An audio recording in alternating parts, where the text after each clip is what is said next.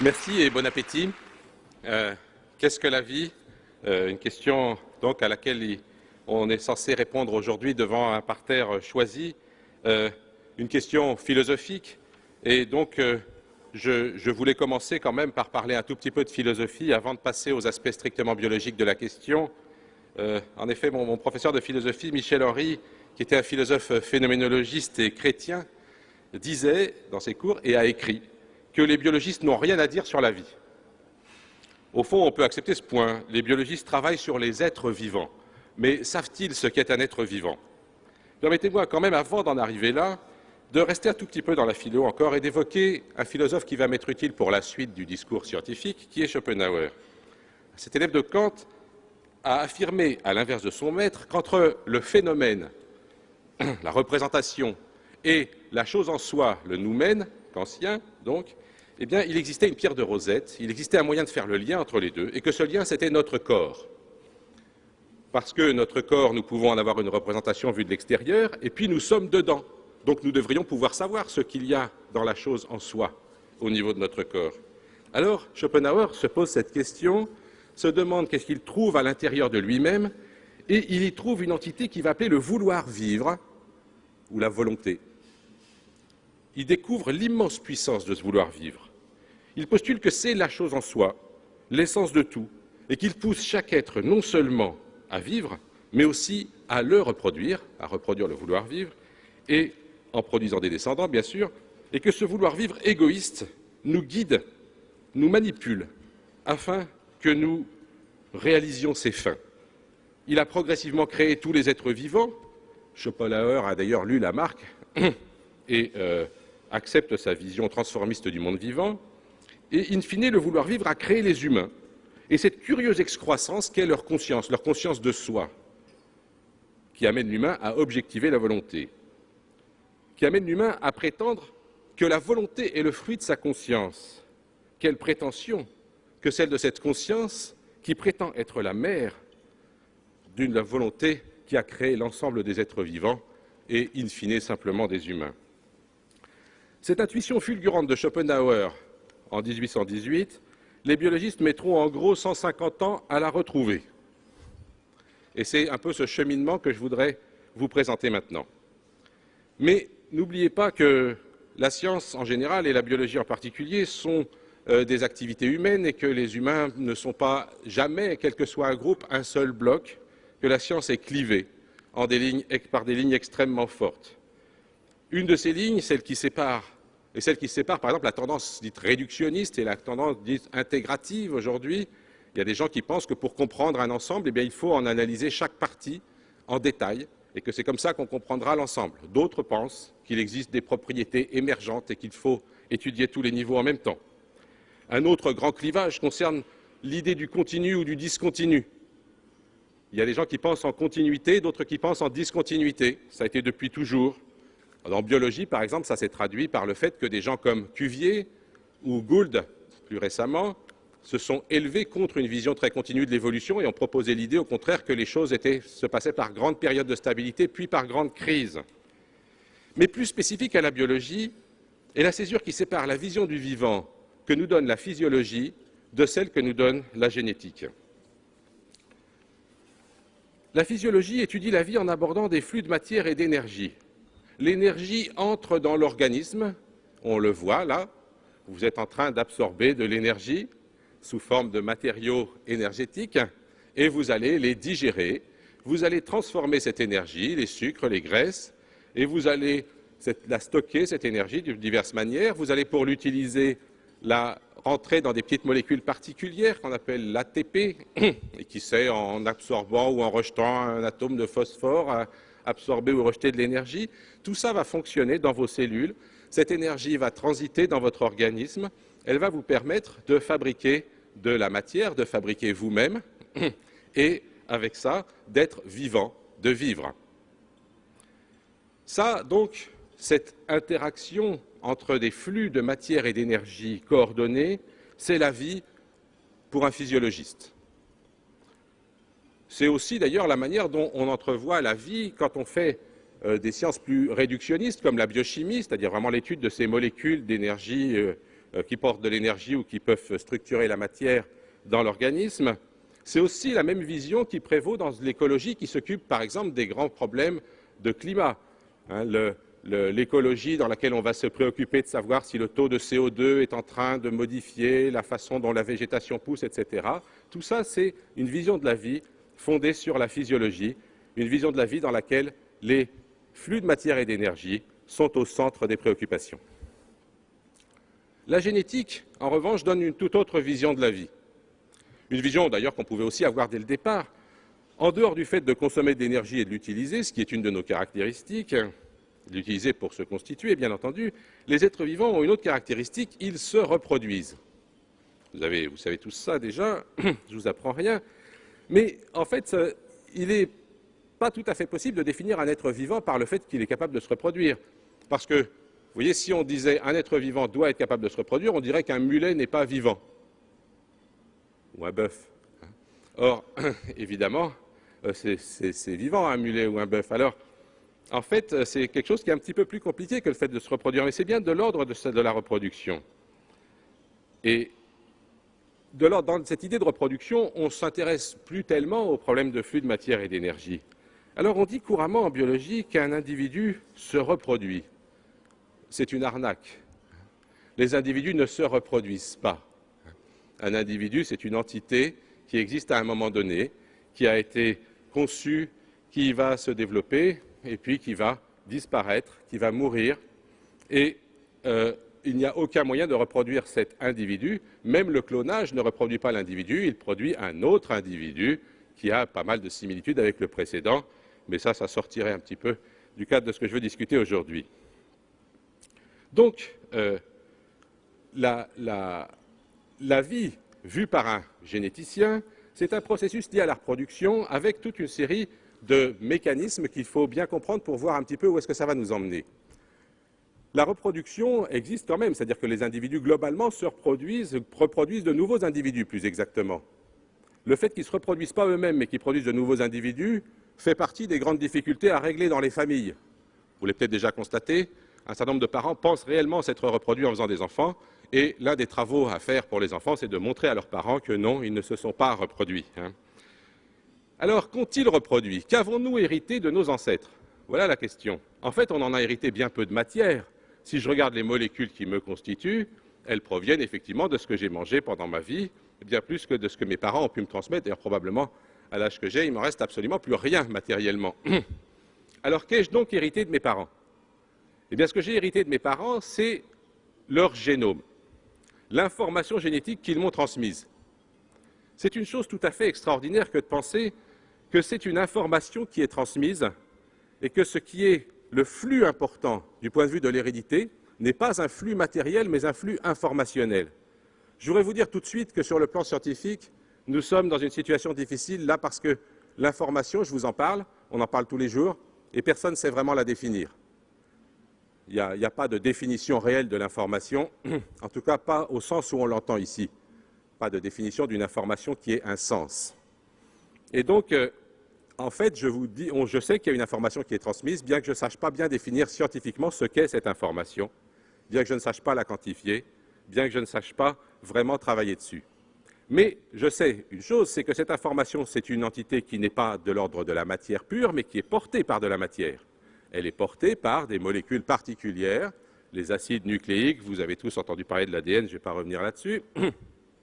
Et donc, cette information est transmise des parents aux enfants par un processus complexe que je n'aurai pas le temps non plus de développer ici, et qui va faire que les enfants, héritant de cette information génétique, et puis aussi d'ailleurs d'une information dite épigénétique, qui est tout le système qui permet à l'information génétique de s'exprimer, eh bien tout ça va faire que l'enfant est vivant, qu'on lui a transmis la vie. Donc la vie se transmet comme une information incluse dans un système de lecture de l'information en question. Et si on remonte le temps, on se rend compte que cette information, on l'a reçue de nos parents, qui l'ont eux-mêmes reçue de leurs parents, qui l'ont eux-mêmes reçue de leurs parents. Jusqu'où peut-on remonter comme ça? Bien entendu, on peut remonter jusqu'à l'origine de la vie. Dès l'origine de la vie, enfin on peut dire que l'origine de la vie a été réalisée une fois qu'existait une information qui pouvait animer des organismes et se transmettre. Alors comment est-ce qu'on a pu arriver, comment est-ce que la vie a pu faire, à partir d'une origine probablement tout à fait chimique et simplissime, à fabriquer ces magnifiques fleurons de l'évolution que constitue l'espèce humaine? C'est la question que se posent tout le temps les humains, qui se prennent bien sûr pour le fleuron de l'évolution. Alors, comment est-ce qu'on a pu en arriver là? Il faut quand même donner 2-3 éléments pour le comprendre. Je pense que vous en avez entendu parler d'à peu près tous, mais un premier élément, c'est quand même ce phénomène de sélection naturelle découvert par Darwin au milieu du XIXe siècle, et qui est le fait que lorsque cette information se reproduit, ça Darwin ne l'exprimait pas comme ça, bien entendu, eh bien, on produit des descendants, et ces descendants sont différents les uns des autres. Le processus héréditaire, et ça Darwin l'avait constaté, produit une variation. Cette variation permet de faire des individus différents, et dans la nature, ces individus vont réussir plus ou moins bien à survivre et réussir plus ou moins bien à faire des descendants. J'essaye d'éviter l'expression se reproduire, vous avez compris pourquoi. À faire des descendants, c'est-à-dire à reproduire leur information génétique.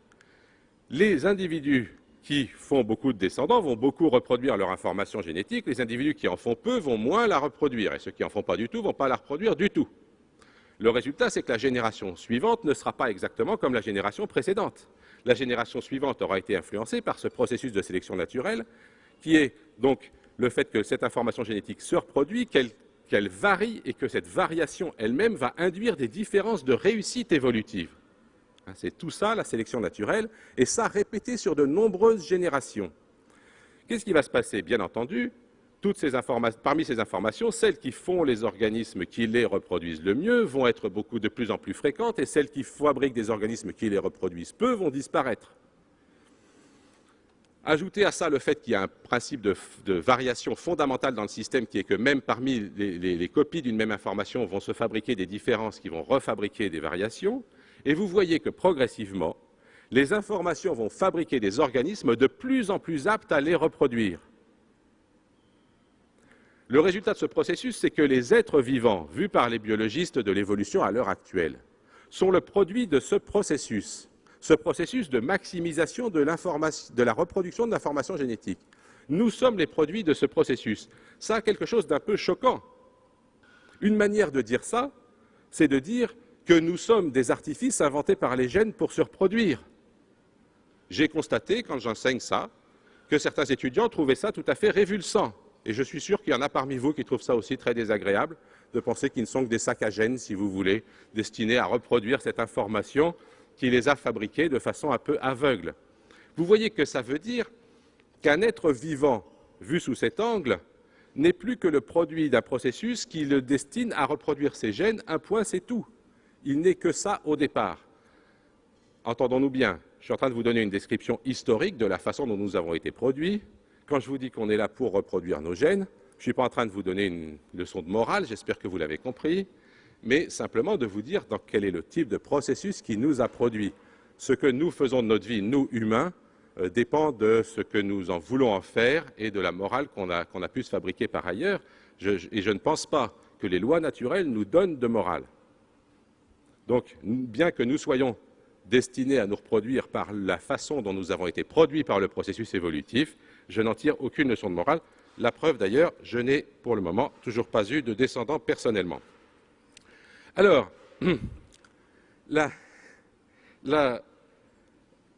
ce processus donc, qui fabrique des êtres vivants comme des artifices inventés par les gènes pour se reproduire, va avoir toute une série de conséquences.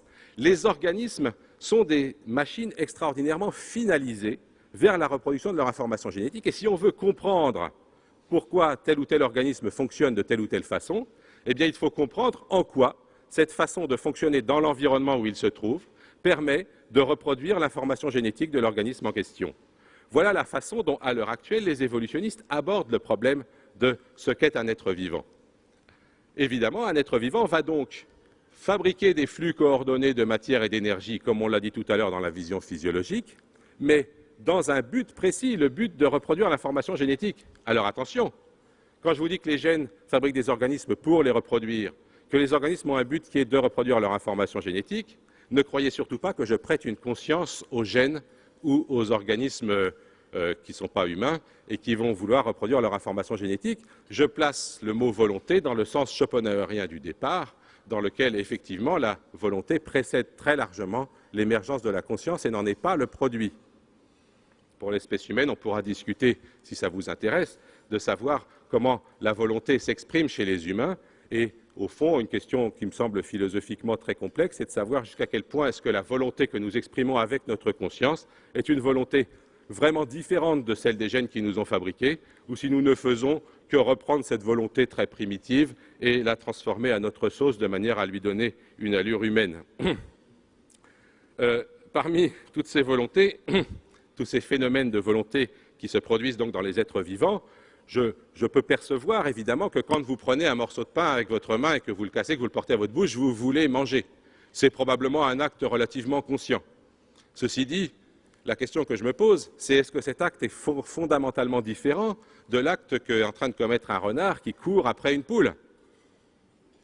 Personnellement, je ne trouve pas. Or, je suis donc tout à fait prêt à dire que le renard court après la poule pour la manger, qu'il a la volonté de manger la poule. Mais en revanche, je suis déjà beaucoup moins prêt à donner une conscience au renard dans cette affaire. Quant aux amibes qui émettent des pseudopodes pour avaler des bactéries, là, cette fois-ci, je suis absolument opposé à leur prêter la moindre conscience, mais je vois toujours exactement la même volonté à l'œuvre. La vie est donc, de ce point de vue-là, un processus par lequel les êtres vivants reproduisent leur information génétique. Et cette information génétique s'est transformée progressivement, s'est complexifiée et a progressivement fabriqué ces structures extraordinairement compliquées que nous sommes. Vous voyez que de ce point de vue-là, la vie est le produit d'un processus évolutif. Une information portée par une molécule a eu pour effet d'organiser autour d'elle la matière et l'énergie, de telle façon qu'elle puisse être reproduite. La sélection naturelle qui en a résulté a amené cette organisation des flux de matière et d'énergie à une complexité et à une efficacité devant lesquelles on ne peut que s'extasier. La vie est une formidable machine physico-chimique à reproduire l'information génétique. Voilà le sens de ma réponse à votre question, chers collègues. Je voudrais ajouter simplement une chose, c'est que parmi les choses qu'on peut comprendre, une fois qu'on a compris ça, on peut reprendre tous les éléments de la biologie, tous les éléments de la vie, et se poser la question comment est-ce que cette explication m'éclaire sur tel ou tel point. On peut reprendre le problème du sexe. Pourquoi les êtres vivants utilisent cette méthode extrêmement compliquée qu'est le sexe pour se reproduire? Eh bien, je vais vous donner une réponse qui va peut-être vous surprendre. Nous ne le savons toujours pas. Ça fait 30 ans qu'on essaye de comprendre pourquoi le sexe est la méthode la plus courante pour reproduire l'information génétique et on n'a toujours pas la réponse, c'est-à-dire qu'on en a plusieurs et qu'on s'affronte entre évolutionnistes sur ces différentes réponses. D'une façon assez surprenante, quelque chose qui aurait pu sembler plus difficile à comprendre, qui est la mort, a été relativement facilement expliqué. On a pu comprendre comment l'évolution avait conduit les êtres vivants à être mortels. Les réponses, enfin, il y a différents éléments dans la réponse et on voit bien comment les différents éléments peuvent marcher ensemble. Je n'aurai pas le temps, bien sûr, de développer ça aujourd'hui. Je voudrais juste que vous sachiez qu'il y a au moins des phénomènes dont on a pu démontrer l'existence qui font qu'un individu qui voudrait vivre plus vieux devrait être moins efficace quand il est jeune ou se reproduire moins. Et qu'évidemment, du point de vue des gènes, ça, c'est pas bon. C'est ce qu'on a appelé la théorie du soma jetable. Le soma, vous voyez, c'est ce qui constitue notre corps et qui ne se reproduira pas. Vous savez que dans votre organisme, il y a des cellules qui pourront faire des descendants, c'est des spermatozoïdes ou des ovules selon votre sexe, et puis il y a tout le reste qui, en fait, d'après ce que je viens de vous dire, n'est là que pour aider ces spermatozoïdes et ces ovules à fabriquer des descendants. Mais tout ça s'appelle le soma, et au fond, l'idée, c'est que la biologie de l'évolution a conduit progressivement les êtres vivants à développer un soma qui fonctionne au mieux, mais qui ne dure pas nécessairement très longtemps et dont on se débarrasse une fois qu'il a rempli ses fonctions, c'est-à-dire une fois que les descendants sont apparus. Ce genre de remarques que je vous fais là marche très très bien, c'est-à-dire que quand on teste cette hypothèse-là, on trouve qu'elle marche très bien, qu'elle explique bien ce qu'on trouve dans la nature. Je voudrais vous dire aussi que les recherches de ce point de vue-là sur la mort sont des recherches qui sont assez complexes parce qu'elles touchent à quelque chose qui, le sexe aussi d'une certaine façon, mais quelque chose qui touche profondément notre société et que l'une des difficultés qu'on a dans notre société vis-à-vis de la mort, puisque c'est quand même, on ne peut pas parler de la vie sans parler de la mort, c'est que notre société a tendance à refuser totalement cette mort. J'organise régulièrement, pour le compte du CNRS, des rencontres qui s'appellent Sciences et Citoyens, avec tout un groupe de gens. Et une année, on choisit chaque année des thèmes dont discuter avec des jeunes, quelques centaines de jeunes qui sont invités à venir discuter avec des scientifiques. L'année où on a pris le thème de la mort, c'était très intéressant. On proposait entre autres le thème de la mort. Ça a été intéressant parce que dans le comité qui organise ces rencontres Sciences et Citoyens, quand j'ai proposé ça, beaucoup de gens m'ont dit « Oh, mais ça n'intéressera pas les jeunes. C'est un truc de vieux, la mort, ça n'intéresse pas les jeunes. » Or, il n'y a jamais eu autant d'inscrits dans un atelier que dans celui-là. Et quand on a demandé aux jeunes « Mais pourquoi vous vous inscrivez dans cet atelier-là? La mort, ça ne vous concerne pas tellement, vous êtes jeunes ?» Ils ont répondu « Parce qu'on n'en parle jamais. » Je pense qu'à l'heure actuelle, notre société a trop tendance à cacher la mort, à ne pas savoir comment la traiter. On entend des hommes politiques dire aujourd'hui ce matin, à ma connaissance, que la vie n'est pas la propriété des politiques. On entend régulièrement les décideurs botter en touche sur ces questions. On présente les choses comme si, en fait, si vous vous comportez bien, si vous ne fumez pas, si vous faites votre jogging régulièrement et si vous ne mangez pas trop salé, vous ne mourrez pas. Les calculs économiques sont d'ailleurs fondés là-dessus. On calcule le coût du tabac en comptant combien coûte un mort qui est mort d'un cancer du fumeur. Et on le compare avec un individu qui ne fume pas et qui donc ne meurt pas. Et donc il n'y a pas le coût de la mort du non-fumeur de l'autre côté. Et on en déduit habilement que bien qu'ils aient la gentillesse de mourir avant et donc de ne pas grever la caisse des retraites, les fumeurs coûtent plus cher que les autres. Notre société est actuellement dans un relatif mensonge sur ces questions de mort. Elle ne sait pas du tout comment les traiter. Évidemment, c'est difficile d'admettre que nous avons été produits par un processus qui fabrique simplement des machines à reproduire leurs gènes. C'est difficile d'admettre qu'une fois qu'on aura fini notre vie, on va mourir. Mais je pense que la réflexion sur la vie devrait s'accompagner d'une réflexion sur la mort et qu'à l'heure actuelle, le niveau de réflexion philosophique et scientifique de notre société sur ces questions est insuffisant. Je remercie donc les organisateurs d'avoir choisi ce thème que je trouve passionnant. Merci.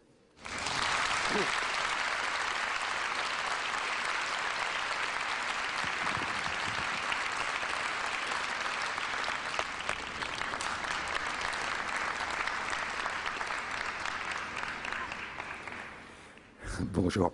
Je serais tenté de rappeler ce que disait saint Augustin du Temps.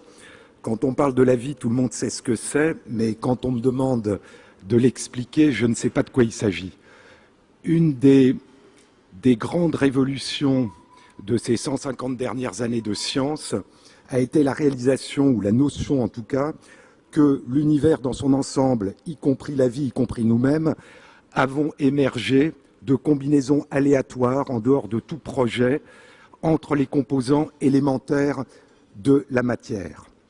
C'est une notion qui est récente, c'est une notion aussi qui a été oubliée. Autrement dit, la vie, l'univers et métamorphose, mais il y a 2000 ans, 19 siècles avant Darwin, c'est ce que proposait Lucrèce dans De Natura Rerum, disant que l'ensemble de ce qui compose l'univers est né des combinaisons aléatoires au cours d'un temps très long entre les éléments qui composent cet univers et que le ciel, la terre, la mer, les nuages et les espèces vivantes sont nés de ces interactions.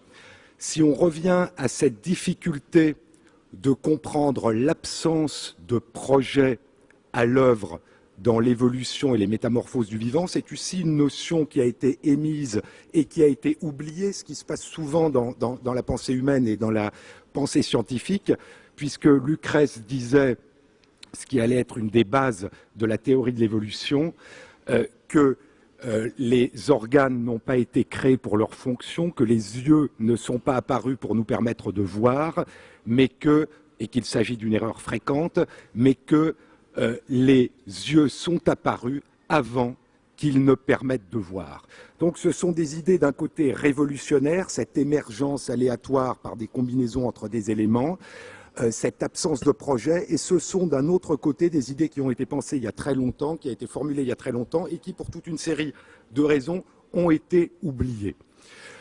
Beaucoup de révolutions conceptuelles scientifiques sont des résurrections de pensées qui ont été oubliées ou qui ont été enterrées.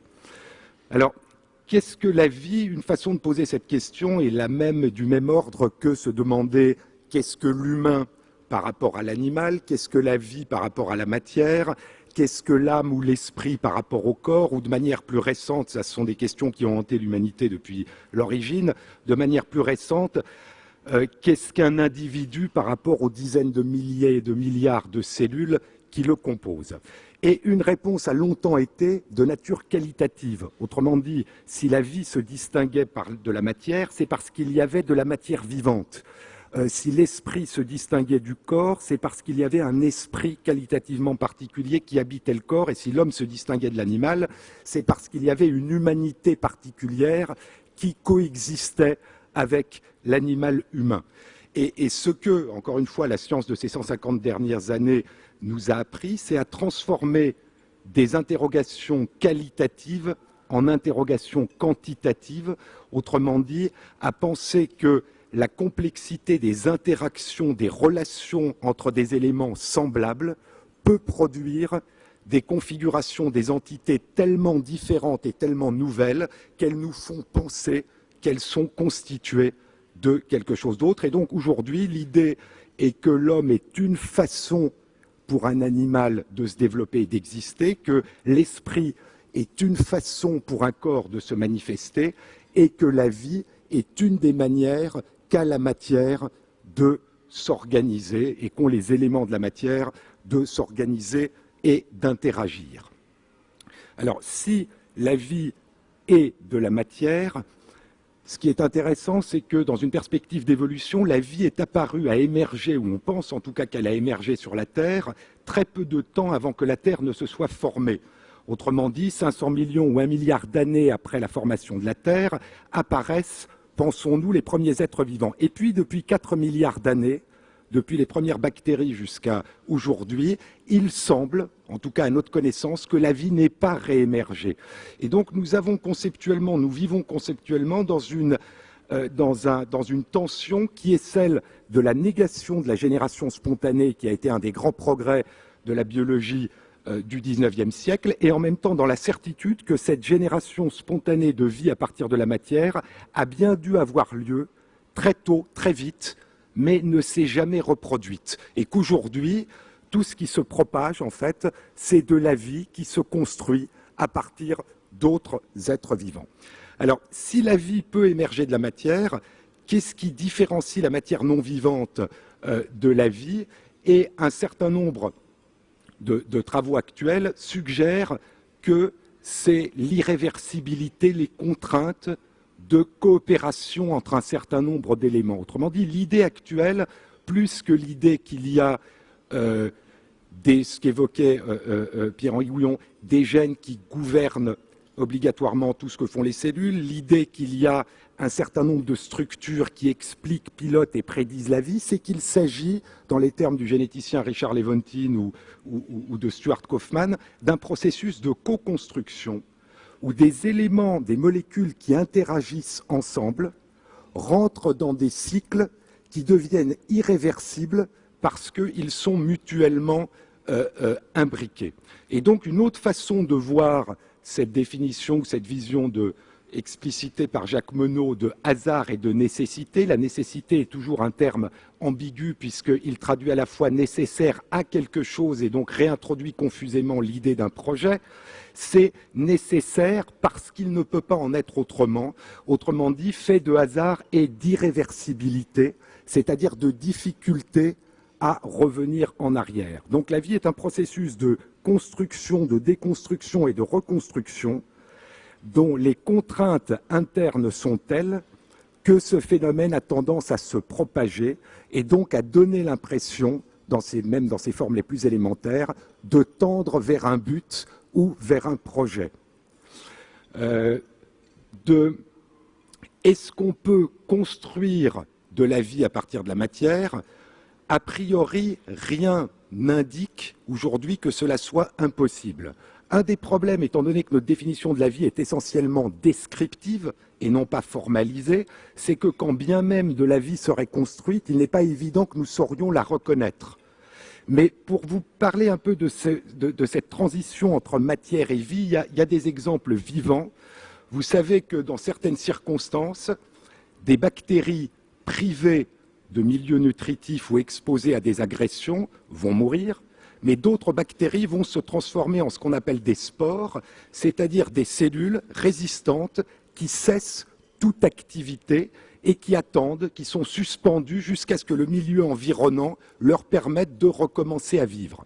Donc on voit très bien qu'une spore, au fond, c'est la somme des composants moléculaires qu'elle contient, dans un ordre et avec des degrés de relation particulières qu'il n'y a rien d'impossible à reconstruire. Et donc ce qui, dans la vie, nous paraît très difficile à comprendre, qui est ce flux perpétuel, dans certaines circonstances, la spore, mais aussi la graine, se trouve figé. Et au fond, même si nous ne comprenons pas très bien ce qu'est la vie, on pourrait, ce qui est souvent le cas en science, la copier ou, par exemple, essayer de la reconstruire. Donc il y a quelque chose, en fait, qui n'est que matière. Il y a un point important aussi, une spore vit ou reste matérielle en fonction de l'environnement dans lequel elle est. Lorsqu'on parle d'information et de la difficulté de l'information, ce que Pierre-Henri Gouillon suggérait tout à l'heure, information étymologiquement veut dire donner forme à, et la forme que prend un objet, une cellule, un être vivant peut aussi bien venir de contraintes intérieures que de contraintes extérieures. C'est en fonction de la composition de l'environnement extérieur qu'une spore suspend sa vie, devient matière ou se met à vivre et devient matière vivante.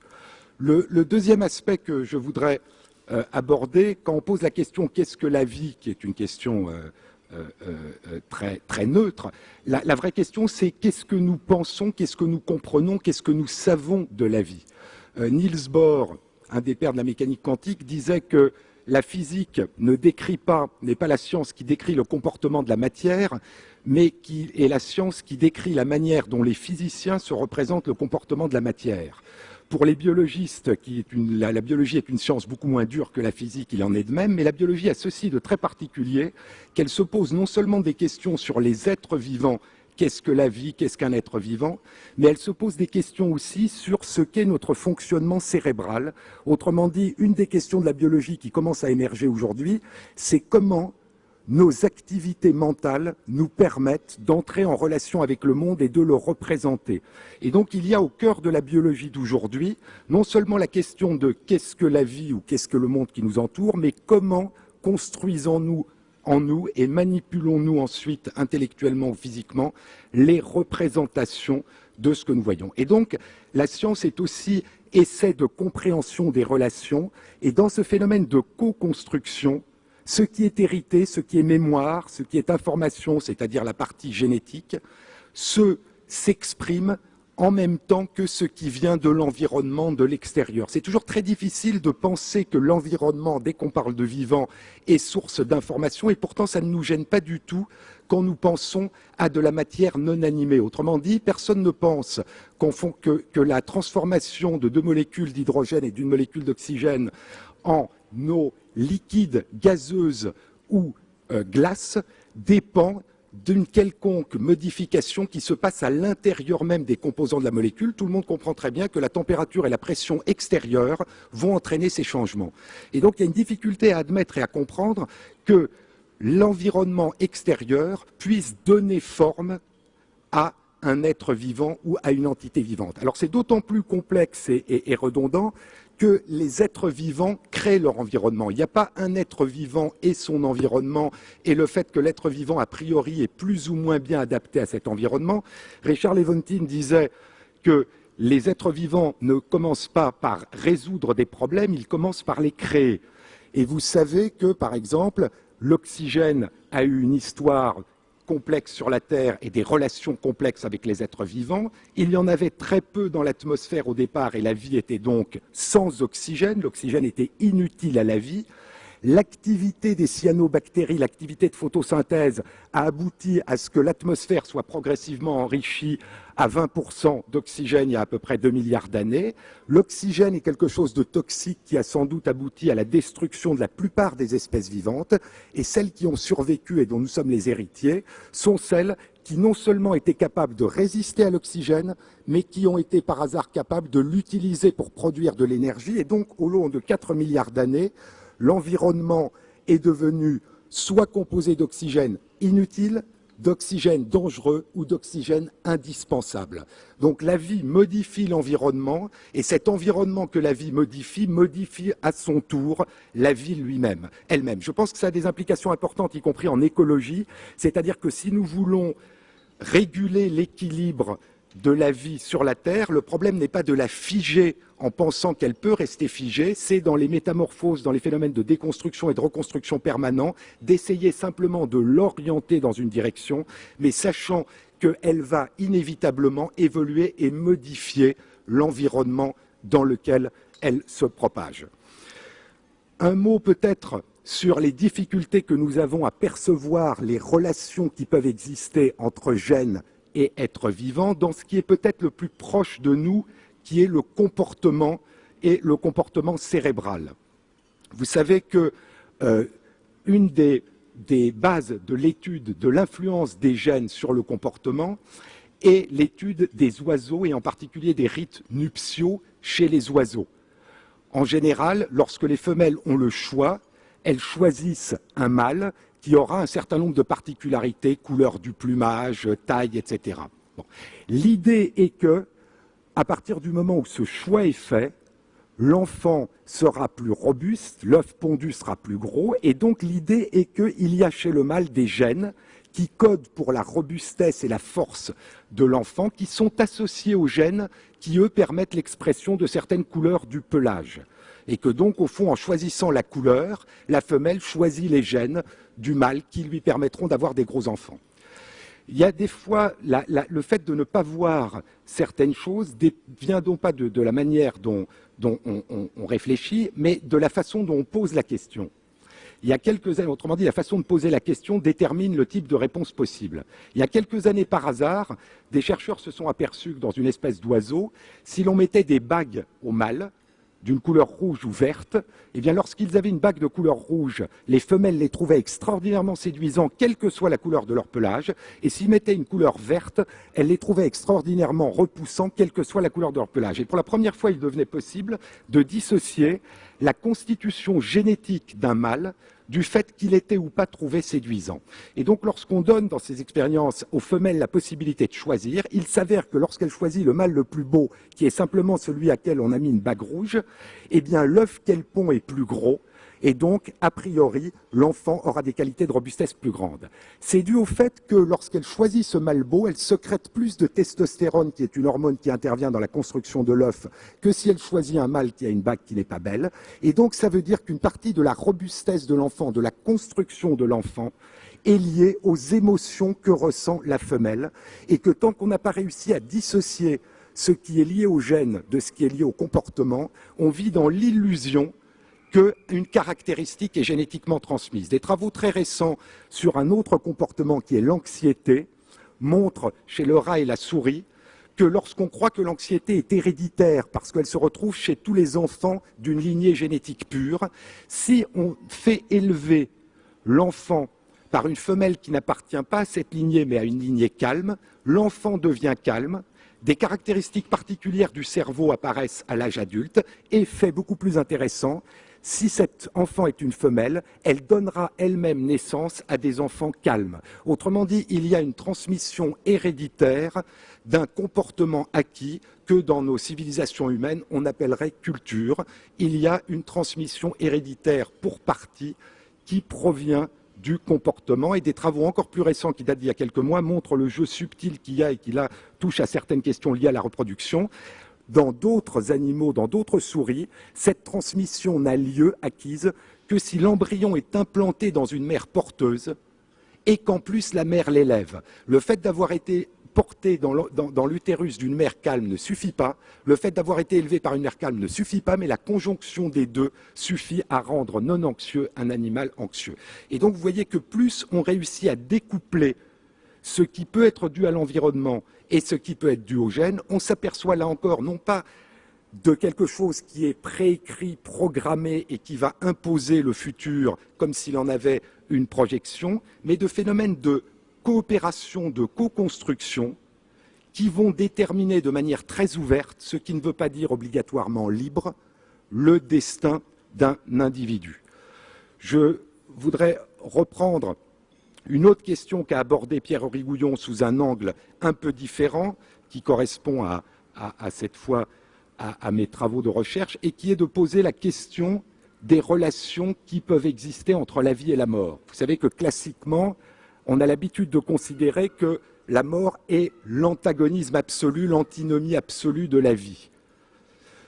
Bichat disait il y a 2 siècles que la vie est l'ensemble des fonctions qui résistent à la mort, et donc l'idée c'est que la vie est opposée à la mort. Si on passe à un niveau différent qui est le niveau universel de la vie sur Terre, c'est-à-dire le niveau cellulaire, celui qui des bactéries aux levures, aux plantes, aux animaux et à l'homme, est le thème rémanent de la vie, eh bien on s'aperçoit en fait que les choses sont plus complexes et on s'aperçoit que chaque cellule possède des outils qu'elle fabrique à partir de ces informations génétiques qui lui permettent de s'autodétruire en quelques heures à tout moment. On s'aperçoit aussi que dans notre corps, l'immense majorité des cellules qui à chaque moment disparaissent, et à titre d'exemple sur les dizaines de milliers de milliards de cellules que nous possédons, 100 milliards environ disparaissent et renaissent chaque jour. Donc nous sommes en reconstruction permanente, non seulement de la matière que nous ingérons, mais même des cellules vivantes qui nous constituent. Eh bien, l'immense majorité de ces cellules meurent prématurément, c'est-à-dire alors que rien dans leur constitution ou leur environnement ne les empêcherait physiquement de survivre. Et donc on rentre dans des relations entre la vie et la mort qui sont des relations très complexes. Pourquoi? Parce qu'elles sont sociales. Les cellules ont besoin d'autres cellules proches avec lesquelles elles échangent des informations pour survivre. Autrement dit, la définition de la vie qu'on imagine individuelle, qu'est-ce qui me permet de vivre, qu'est-ce qui permet à une cellule de vivre, a pour partie une réponse un peu étrange, la présence des autres. Autrement dit, si on fait la somme des constituants qui permet à une cellule de vivre, on n'a pas tout ce qu'il lui faut, puisqu'il lui faut d'autres cellules autour. Et donc la reproduction cellulaire n'est pas seulement une façon de créer de nouveaux individus, elle est aussi une façon de permettre à ceux qui existent d'être entourés par d'autres.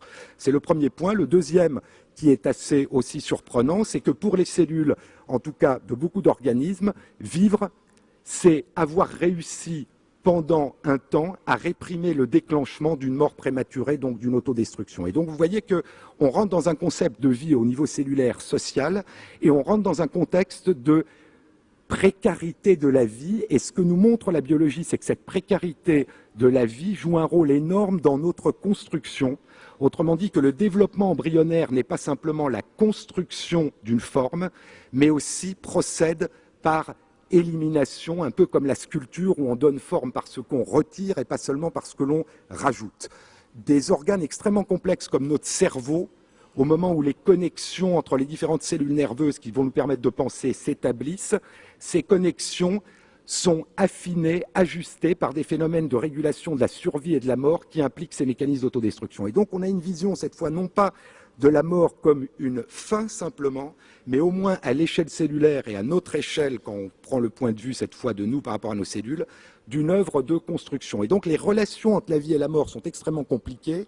La vie dure depuis 4 milliards d'années sans s'être jamais interrompue, comme nous durons pendant un siècle sans nous être interrompus, bien que nos cellules apparaissent et disparaissent régulièrement.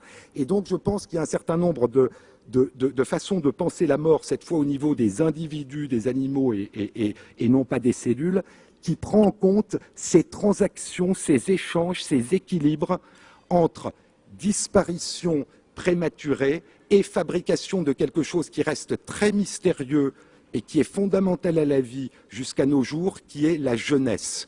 Autrement dit, vous savez que chaque cellule qui naît de bactéries aujourd'hui, ou chaque embryon qui se développe, ou chaque enfant qui naît, est par définition beaucoup plus vieux que ses ancêtres. Et donc, sur la ligne de propagation des cellules qui lui ont donné naissance, il est plus vieux, et pourtant il est aussi jeune que le premier ancêtre de sa lignée. Et donc cette capacité qu'a la vie, non seulement de se régénérer, mais lorsqu'elle fabrique une autre entité, de lui donner une potentialité de persistance et de fécondité qui la dépasse, est quelque chose de très mystérieux dont les mécanismes moléculaires dans des cellules très simples comme les levures commencent à être décryptés, c'est-à-dire qu'une cellule de levure ne se divise pas, elle donne naissance à une dizaine de filles, puis elle vieillit, elle meurt, et cette cellule de levure, lorsqu'elle donne naissance à une fille, garde en elle un certain nombre de composants qui sont des composants qui accélèrent la mort. Donc l'asymétrie La brisure de symétrie dans la reproduction est un des moyens de créer quelque chose qui est fondamental et que nous appelons du terme de jeunesse. Et donc il y a sans doute dans ces relations entre la vie et la mort quelque chose qui s'est construit, qui a favorisé la jeunesse qui arrive. Un dernier mot, c'est Darwin concluait l'origine des espèces par une très belle phrase disant ainsi, de mémoire, de la guerre, de la famine et de la mort sont nées ces choses les plus merveilleuses et les plus belles qui existent, qui sont les espèces vivantes.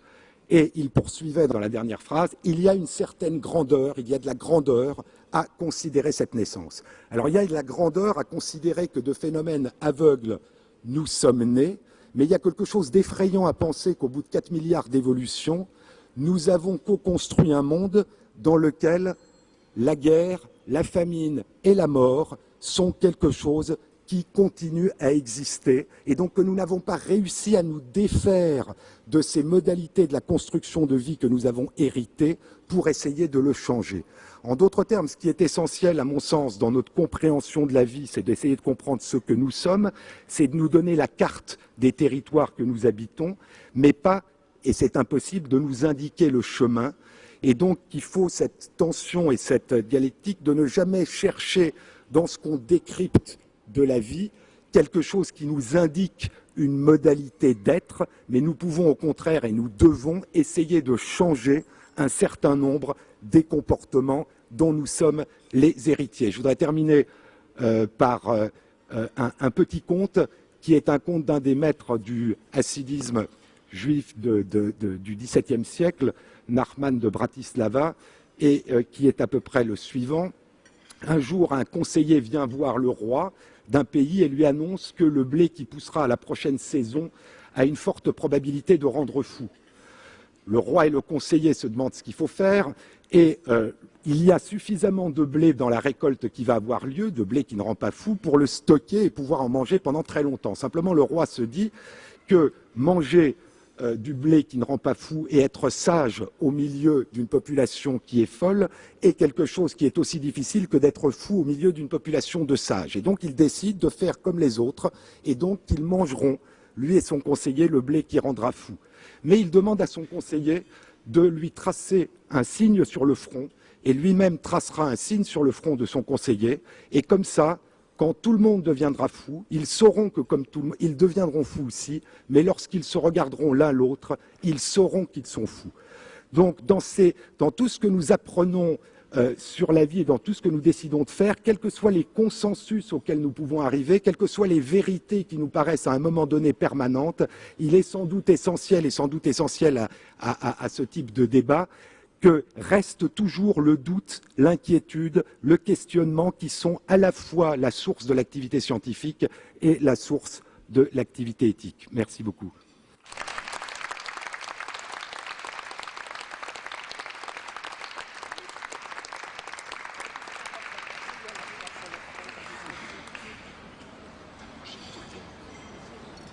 J'ai souvenir très jeune, une enfant, un bébé presque encore, de me poser la question, qu'est-ce que c'est la vie, pourquoi je suis là, pourquoi faire?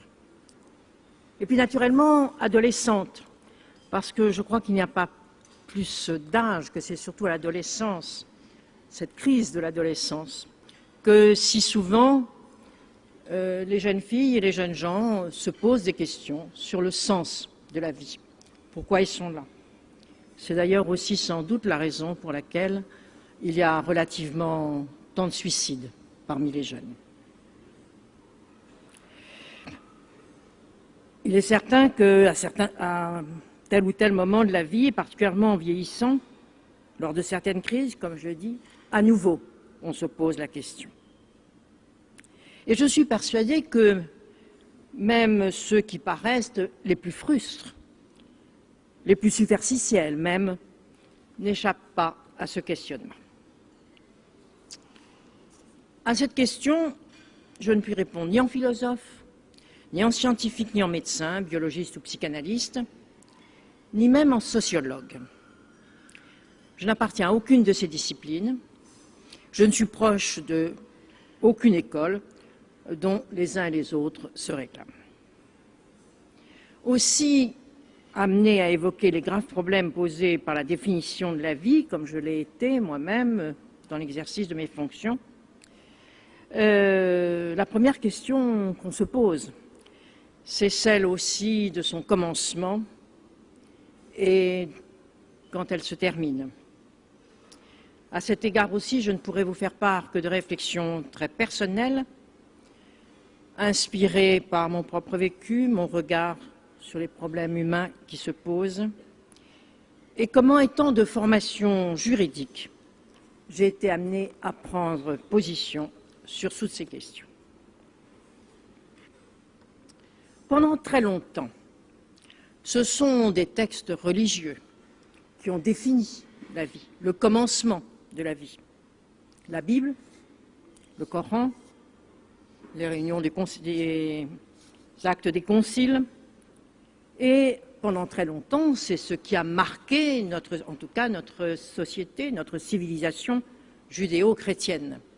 Et on a très peu changé, tant en ce qui concerne la vie que en ce qui concerne la mort.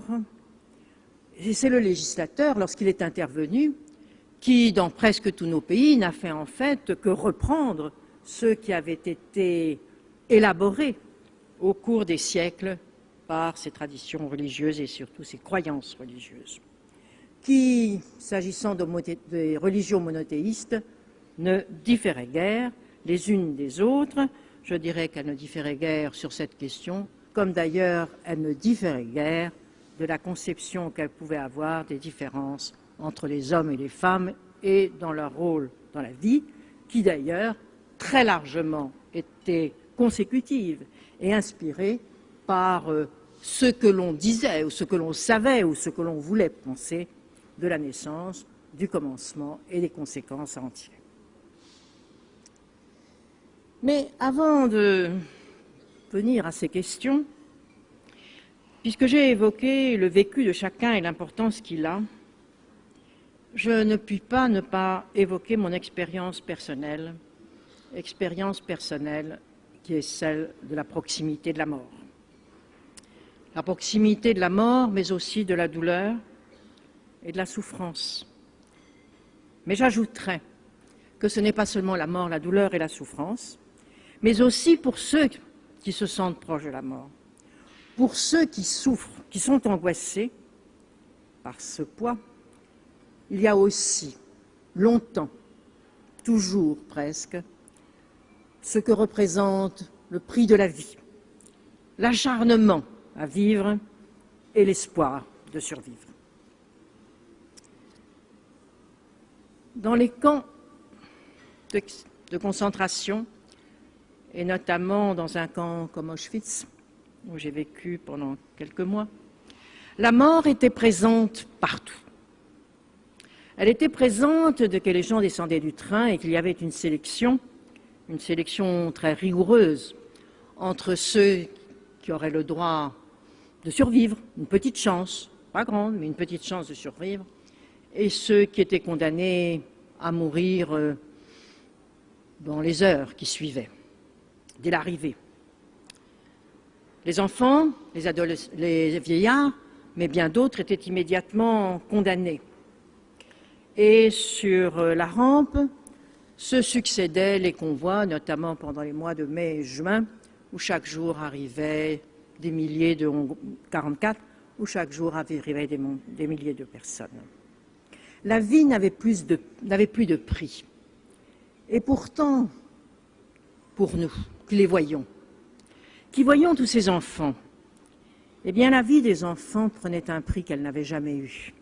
C'était intolérable. Et je dirais qu'aujourd'hui encore, pour moi, quand je pense à la mort, je ne pense pas à la mort des vieillards. Je pense à la mort de ces enfants dont on a gardé d'ailleurs beaucoup de photos. Et je dirais que chaque fois que je visite un musée de l'Holocauste, ce qui m'émeut le plus, ce sont ces enfants, la plupart photographiés dans cette période qui avait été une période très dangereuse que vivaient les parents, et souvent les parents avaient fait faire de belles photos, où les enfants ont les petites filles des robes de fête, les petits garçons des costumes marins, c'était à l'époque, ils sont bien coiffés, ils sont beaux. Ça a été pris dans les dernières cérémonies familiales. Et maintenant, pour moi, il symbolise la mort. Les gens étaient séparés. Les familles étaient séparées, savaient très vite. On ne voulait pas le croire, mais savaient très vite qu'ils ne reverraient plus les gens dont ils avaient été séparés. Ils allaient avoir à vivre des épreuves douloureuses. Ils allaient avoir à survivre dans des conditions où un animal aurait eu du mal à survivre. Outre les souffrances, la douleur, on les traitait plus mal que des animaux. Les chiens des SS, les chevaux qu'il pouvait y avoir, étaient beaucoup mieux traités que nous, car il s'agissait de nous ôter toute dignité humaine, et je tiens au mot humaine, et en même temps de nous décourager. Eh bien, on a souvent parlé des suicides dans les camps. J'y suis restée suffisamment longtemps pour savoir qu'il y en a eu, mais qu'il y en a eu en définitive fort peu. Et ce qui m'a paru toujours extraordinaire, c'est que compte tenu de ce qu'étaient nos souffrances quotidiennes, de ce qui était le fait que nous avions si peu de chances de rentrer, que nous le savions, et que pourtant, lorsqu'il y avait une sélection dans le camp, et que nous savons que le bloc dans lequel nous étions risquait d'en faire l'objet, et qu'un certain nombre d'entre nous, il aurait suffi de trouver un pouls, de trouver une trace de gale entre les doigts de la main ou les doigts de la main ou des pieds. Nous faisions très attention de ne pas en avoir. Nous faisions très attention de ne pas avoir de brûlure du soleil. Nous faisions très attention d'être propres, d'avoir des vêtements qui avaient l'air à peu près convenables. C'était de toute façon des haillons. Mais nous avions peur de tout, et c'était une angoisse qui était une angoisse terrible. Donc peu de suicides, désir de vivre, et désir de vivre, je dois le dire, même lorsque, pour beaucoup, on avait perdu les siens et qu'on ne savait qu'on ne les reverrait pas. Il y a donc là une volonté, je crois, instinctive, chez les hommes et chez les femmes, chez les jeunes, mais pas plus chez les jeunes que les plus âgés.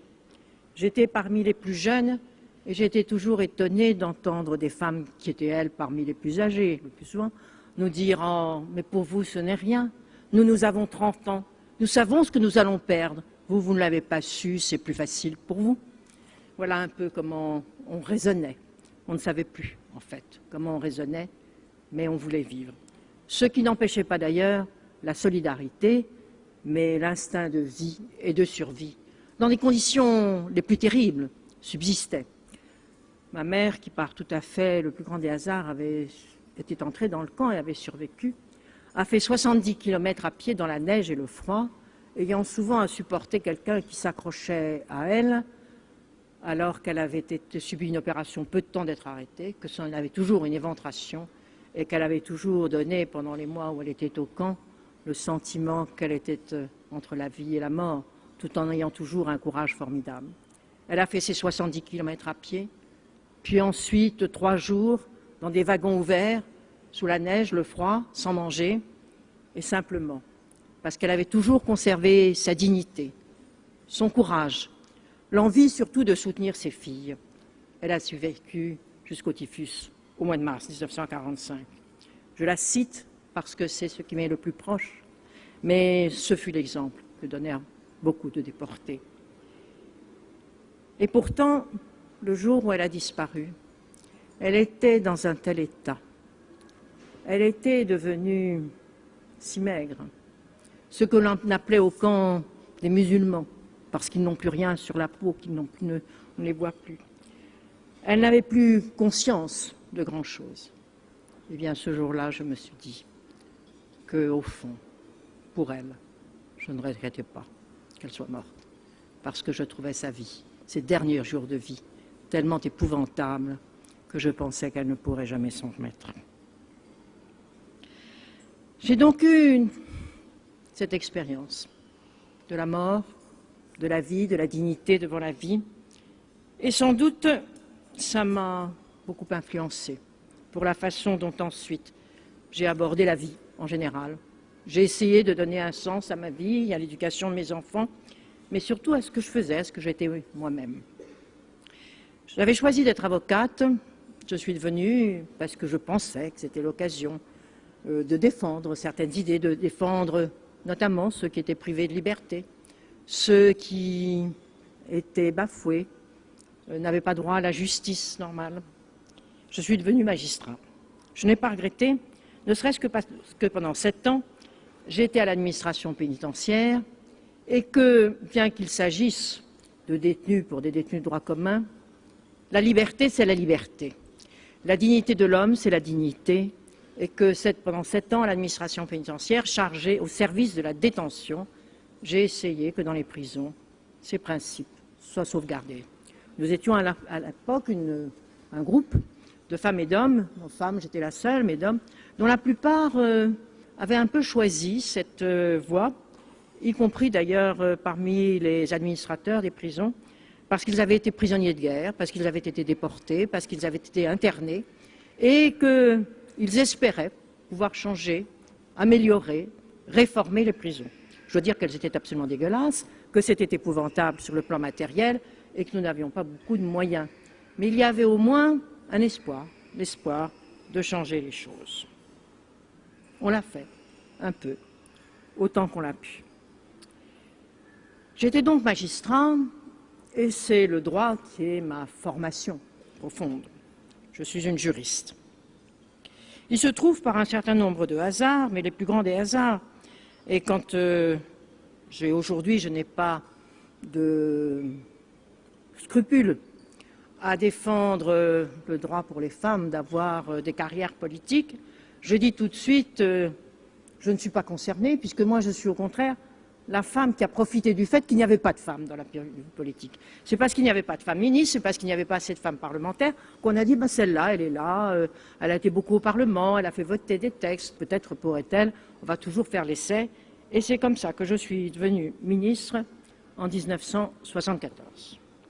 Je suis aussi devenue ministre en 1974, peut-être parce que je pense que le président de l'époque, Valéry Giscard d'Estaing, avait au cours de sa campagne électorale s'était engagé à réformer la législation sur l'avortement.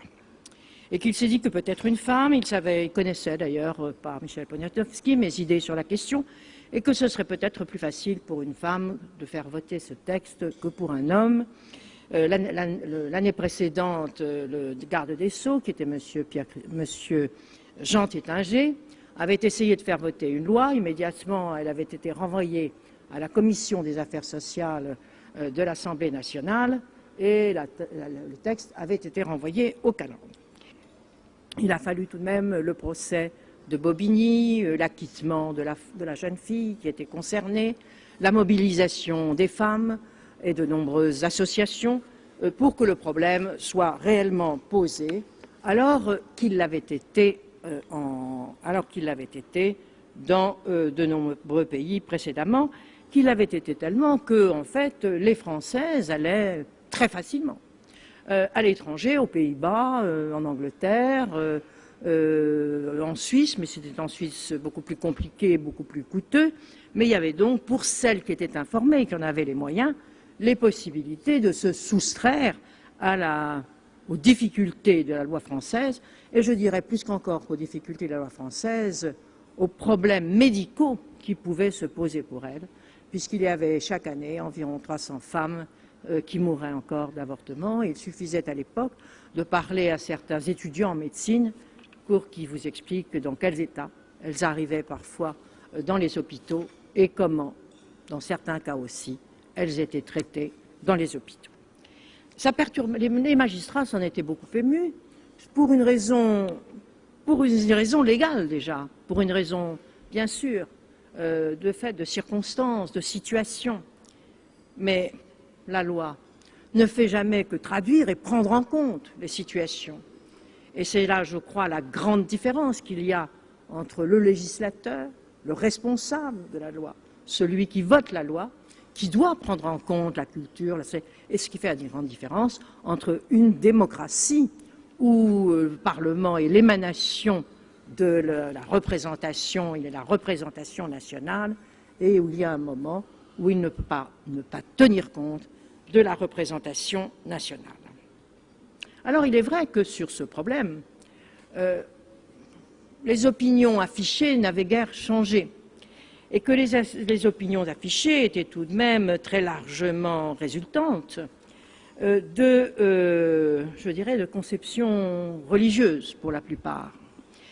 Car il ne s'agissait pas de porter atteinte à la naissance elle-même, ça n'a jamais été en cause, mais au commencement de la vie. Je sais bien que on ne conteste plus. Le commencement de la vie, on sait que ce n'est pas la naissance. Et on sait que le débat que nous avons eu en 1994 et où j'ai eu à nouveau à évoquer ces questions devant le Parlement ont mis en valeur les difficultés, par exemple, de se prononcer sur l'expérimentation sur les embryons et la préservation des embryons. Et ces débats sont tout de suite revenus au débat sur l'IVG. À ce moment-là, pourtant, une très grande majorité ne souhaitait pas qu'on évoque trop ces problèmes et on est resté souvent dans des situations assez évasives sur ce point, renvoyant d'ailleurs pour notamment l'expérimentation et l'autorisation d'expérimentation à une loi ultérieure. C'était 5 ans, elle n'est toujours pas votée, mais ce problème reste toujours un problème extrêmement discuté. On voit cependant que sur cette question de l'expérimentation, certaines, je dirais, incidences médicales, souhaits exprimés par les médecins de pouvoir aller plus loin, fait qu'ils sont prêts, dans certains cas, sous certaines conditions, à aller sans doute adopter des discussions qui auraient été encore très difficiles à adopter il y a quelques années, mais beaucoup de questions restent pendantes. Étant au Conseil constitutionnel, je ne veux pas me prononcer, je ne peux pas me prononcer sur ces questions, mais ce que je voudrais dire, c'est que tout de même, les différentes législations, quand on a autorisé l'IVG, la France, sur le conseil des médecins, pour la plupart, d'un certain nombre d'associations, a à ce moment-là choisi le délai de 10 semaines. Il a été prolongé il y a quelques années, avec quelques difficultés. Nous avions consulté les médecins qui pensaient d'ailleurs que non seulement ce n'était pas du tout pour définir, bien sûr, la vie, personne n'aurait songé qu'il s'agissait là du commencement de la vie, c'était simplement parce qu'on pensait qu'il y avait intérêt à ce que les femmes ne tardent pas et que donc en mettant un délai assez court, mais que pour ce qui concerne l'avortement, les délais là de commencement de la vie sont beaucoup plus brefs, mais que selon les pays, on peut aller quelquefois beaucoup plus loin. Et que compte tenu des progrès qui ont été faits en matière de possibilités de naissance et de réanimation des enfants, on est maintenant dans ce pays dans des limites qui sont dans des limites où l'enfant est quasiment viable. Donc, on voit que là, sur le commencement, sur la conception des choses de la vie, les choses sont très différentes, même dans des pays aussi proches que la France et l'Angleterre, par exemple, où les délais sont tout à fait différents, mais où la France est restée, il faut le dire, et je crois à raison, pour ce qui concerne le délai dans lequel l'avortement doit intervenir, relativement bref. Mais on ne peut pas. C'est donc le législateur qui intervient.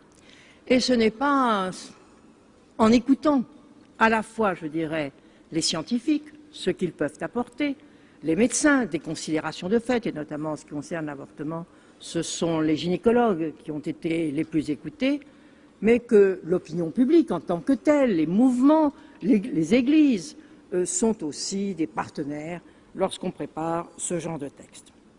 Sur ce texte, donc, je dirais que les problèmes du commencement de la vie n'ont pas interféré.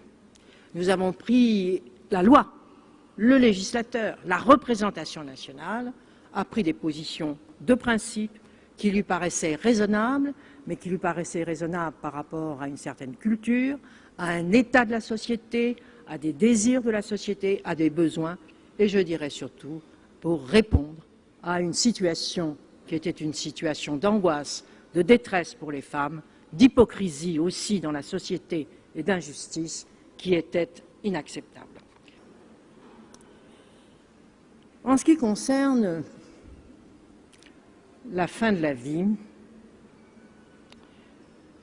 le débat est ouvert. Dans certains pays, des textes ont été pris, très différents d'ailleurs, et dans fort peu de pays. Mais j'ai assisté déjà, j'ai participé même à des débats sur ces questions, il y a bien 10 ou 15 ans. Et je me souviens, quand j'ai quitté le gouvernement la première fois, c'était en 1979, on m'avait demandé, c'était je crois le Matin de Paris, Jean-François de Virieux, m'avait demandé de faire un peu le bilan du ministère. Et je lui avais dit oui, volontiers, mais il y a beaucoup de problèmes éthiques qu'il faut aborder dans notre pays. Même si on ne les tranche pas, il y a beaucoup de problèmes éthiques dont on parle dans d'autres pays, et je pense qu'il faut les aborder pour que les gens réfléchissent. Et quand je pensais aux problèmes éthiques, je pensais bien sûr aux problèmes qu'ont beaucoup de médecins qui sont amenés très souvent à résoudre, et à résoudre seuls. Mais je pensais à beaucoup d'autres et dont on n'a pas toujours conscience. On pense toujours naturellement à la fin de la vie.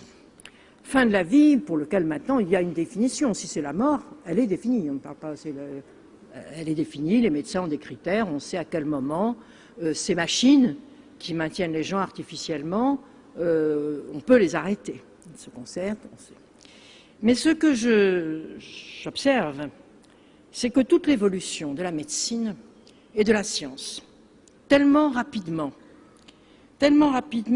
en posant énormément de questions. J'ai évoqué la question de l'expérimentation, mais c'est aussi la question du clonage ou de la procréation médicale assistée. C'est aussi la question des médicaments qu'il faut expérimenter, pour lesquels il y a des protocoles qui ont été remis en question et pour lesquels on a pris des textes beaucoup plus rigoureux. C'est aussi les risques que l'on est amené à prendre au moment où, en même temps, on met dans la Constitution, enfin on va avoir dans la Constitution un article ou des articles, ou en tout cas dans la Charte européenne, sur le principe de précaution. Je pense que tout ça pose bien sûr beaucoup de problèmes à tous les scientifiques et aux médecins, mais elle en pose aussi aux législateurs, car on ne peut pas, il y a un moment où ils peuvent se prononcer, mais ce n'est pas à eux à dire la loi, ce n'est pas à eux, dans certains cas, pouvoir trancher. Et puis il n'y a pas que la loi. Ce sont les médecins, les ministres de la Santé, dans leur quotidien, je dirais, dans la plupart des décisions qu'ils prennent. Chaque fois qu'ils décident d'une affectation budgétaire pour tel ou tel service, pour tel ou tel appareillage, pour tel ou qu'ils créent une nouvelle prestation sociale pour telle catégorie plutôt que pour telle autre, font en fait des choix qui relèvent de l'éthique. Lorsque l'on décide qu'il y aura un certain nombre de scanners ou un certain nombre d'échographies, lorsqu'on décide qu'on ferme ou qu'on ouvre un hôpital, on sait très bien qu'en définitive, beaucoup plus qu'on ne pense, les conséquences directes sur la vie ou la mort peuvent intervenir. Sur la vie et la mort souvent, sur le confort sûrement, et le confort c'est aussi le bien-être des malades, c'est aussi une partie de la vie. Mais la disposition même des services, la disposition et je dirais comment est équipée une maison de retraite, comment est équipée une maternité, prend aussi un sens et a aussi des conséquences sur ces problèmes. Ce sont donc en permanence des problèmes éthiques qui sont posés, qui concernent pas seulement la vie, mais qui peuvent concerner la mort. Je le dis parce que je crois qu'on a tendance à penser que les crédits tombent du ciel, que les crédits, c'est l'État, l'État, c'est nous tous, et qu'ils sont indéfinis. Et qu'en réalité, plus souvent qu'on ne le pense, ce qui n'est pas du tout pour excuser les uns ou les autres, c'est pour dire la difficulté de la tâche, et qu'en tout cas, cette difficulté ne peut être surmontée que s'il y a négociation ou conversation ou dialogue permanent avec les scientifiques. C'est-à-dire que le législateur, il est là. C'est lui qui donne sa sanction, qui confirme ou qui infirme certaines positions. Mais que, par exemple, la création du comité d'éthique, tel qu'il a été créé, est d'un appui considérable. Mais qu'au-delà du comité d'éthique, il y a beaucoup d'autres qui doivent être consultés et qui ont leur mot à dire. Les scientifiques au niveau le plus élevé, mais le citoyen aussi. Et je pense que dans l'avenir, plus l'évolution technologique sera grande, plus la médecine sera éloignée de ce qu'était la médecine encore pour moi, pour vous c'est grand-papa, la mienne c'est papa, pour vous c'est beaucoup plus ancien, mais moi j'ai connu vraiment mes généralistes avant-guerre qui n'avaient pas tellement de moyens, il en avait encore beaucoup plus que son propre père, mon généraliste. Mais tout est bouleversé, ça n'a plus rien à voir. Et que donc tout ça suppose des choix qui concernent la nation, les citoyens, et qu'il faut qu'ils soient informés.